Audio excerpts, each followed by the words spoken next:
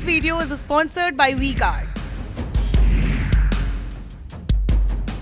ठीक है, तो कांग्रेस पार्टी बताएगी, लेकिन संजीव झा, अब सवाल ये भी है भाई कि आप लोगों ने तो पहला इलेक्शन बगैर धनबल के लड़ा। 14 करोड़ रुपए में 70 विधानसभा सीट आपने दिल्ली की लड़ ली थी, लेकिन फिर आपको भी समझ में आया कि धनबल के बगैर सिर्फ 28 सीटें जीती जा सकती हैं, तो 100 करोड़ रुपए शराब घोटाले के गोवा चुनाव में लगा दिया आपने। देखिए गरिमा जी, आपने पूछा कि इलेक्शन इस तरह के चुनाव हो रहे हैं, जिम्मेदारी किसकी है? मुझे लगता है निस्संदेह जिम्मेदारी इलेक्शन कमीशन की है कि अगर इस तरह की कोई भी माल फंक्शनिंग हो तो उसको इलेक्शन कमीशन रोके। आज कभी भी इलेक्टोरल रिफॉर्म की बात आती है, टी.एन. शेषन साहब का नाम आगे आता है, क्योंकि 1912 से पहले जो भी माल प्रैक्टिसेस थी उसको रोका और उससे बहुत सारी चीजें ठीक हुई और इलेक्शन कुछ ठीक ढंग से होने लगा। अब ये चुनौती है, जिम्मेदारी कमीशन की है, लेकिन उसमें दूसरी बात और है। देखिए, मुझे याद है कि 2017 से पहले 20,000 से ऊपर की राशि अगर कोई देता है तो आपको इलेक्शन कमीशन को डिटेल देना होगा।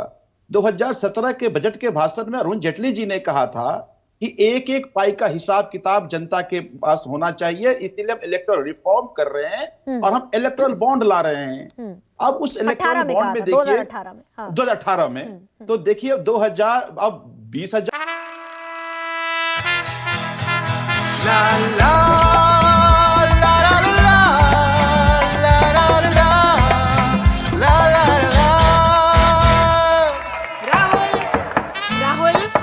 तन के साथ मन को जगाओ वी-गार्ड वाटर हीटर्स के संग।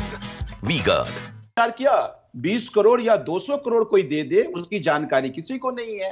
अभी अनिला जी कहते हैं कि हम चंदा किसको दे रहे हैं, ये बिल्कुल ये हिडन रहना चाहिए, जानकारी नहीं लेना चाहिए। लेकिन क्या क्विड प्रो क्वो तो नहीं हो रहा है? जैसा अभी आलोक जी सवाल उठा रहे थे कि कोई चाइना का आदमी या कोई और ऐसा आदमी चंदा दे रहा है जो हमारे लिए खतरनाक है। ये जानकारी क्यों नहीं जनता को होना चाहिए? उसका परिणाम क्या हुआ? मैं कुछ आंकड़े देता हूं आपको।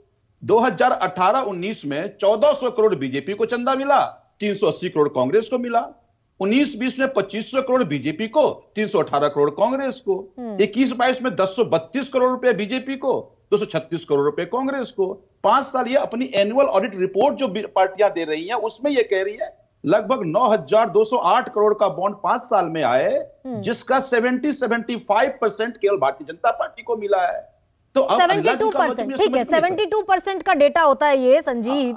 मैं लेकिन इस पर आऊंगी, लेकिन उसके पहले मुझे ये बताएं एक सेकेंड, आप तो 14 करोड़ में लड़ लिए थे 70 विधानसभा की सीट, फिर 100 करोड़ रुपए गुजरात गोवा इलेक्शन में खर्च करने की जरूरत क्यों पड़ी? यानी कि यह समझ में आया आपको कि धनबल का इस्तेमाल जरूरी है इलेक्शन में जीतने के लिए? अच्छा सवाल किया आपने अनिला जी। मुझे लगता है आपके जरिए अब ये देश को भी जानना चाहिए। यही बात भारतीय जनता पार्टी की एजेंसी ईडी जाकर सुप्रीम कोर्ट में कही। सुप्रीम कोर्ट के जस्टिस साहब ने कहा कि ये 100 करोड़ रुपया जो आप कह रहे हैं गोवा में गया, इसका कोई साक्ष्य नहीं है, ये बेबुनियाद है। आप समझिए 15 महीने की जांच के बाद अगर वो स्टैब्लिश नहीं करते, सुप्रीम कोर्ट बात को कहती है, तो फिर भारतीय जनता पार्टी का आरोप है ना। मैं 3 बार का विधायक हूं गरिमा जी। ईडी ने चार्जशीट में लिखा है संजीव झा, देश की स्वायत्त संस्थाओं का इतना सम्मान आपको करना पड़ेगा। और अगर घोटाला, एक सेकेंड, अगर कोई घोटाला नहीं हुआ, लेन देन नहीं हुआ, तो फिर जमानतें अदालतें क्यों नहीं दे रही है, ये सवाल उठेगा। लेकिन ईडी की चार्जशीट को धता नहीं बता सकते आप। चार्जशीट अच्छा, देखिए आज आपने कहा कि ईडी एक इंडिपेंडेंट एजेंसी है, आप कह रही हैं, लेकिन देश की जनता नहीं मान रही है। एक बात समझिए, भारतीय डेमोक्रेसी कई तरह के टाइप हैं। हाइब्रिड डेमोक्रेसी की बात होती थी, फुल डेमोक्रेसी की बात होती, हार्ड डेमोक्रेसी की बात होती थी। भारतीय जनता पार्टी ने एक नया टर्म दिया, मैनेज डेमोक्रेसी। इस मैनेज डेमोक्रेसी में सारे इंस्टीट्यूशन मैनेज्ड हैं और आप कह रहे हैं कि ये डेमोक्रेसी जी इंडिपेंडेंट है। आप सर्वे करा लीजिए, अपने चैनल पर सर्वे करा लीजिए, क्या ईडी इंडिपेंडेंट एजेंसी है? मेरा यह कहना है कि सुप्रीम कोर्ट के जस्टिस साहब ने कहा है, उन्हीं ईडी के चार्जशीट पे कहा है कि आपने जो 100 करोड़ का साक्ष्य की बात कहा है, ये बेबुनियाद साक्ष्य है, इसका कोई कहीं एविडेंस नहीं है। तो आप ये संजीव झा, तो आप ये कह रहे हैं कि आप supreme ECI election commission of India ने जो 40 लाख की मियाद तय की है, उसी के अंडर में आप चुनाव लड़ रहे हैं? आप ये कह रहे हैं चुनाव लड़ना संभव हो सकता है। मेरा यह कहना है कि आज मैं एक प्रदेश का प्रभारी था और किसी भी मीडिया वाले को वहां पूछ लेते तो कहता भारतीय जनता पार्टी एक एक प्रत्याशी को लड़ने के लिए 5-5 करोड़ रुपए दे रहा है। अगर इस बात का कोई संज्ञान इलेक्शन कमीशन के पास नहीं है तो इलेक्शन कमीशन को अपने कामकाज को ठीक करना पड़ेगा, उसको तरीके इजाद करने पड़ेंगे कि किस तरह से इसको आइडेंटिफाई किया जाए, इसको रोका जाए। लेकिन जिस तरह से पूरा इवेंट बनाया जा रहा है, मैं तो कहता हूं, एक और बात कहता हूं, केवल ये लिमिटेशन केवल कैंडिडेट पे नहीं होनी चाहिए, पार्टियों पे भी होना चाहिए।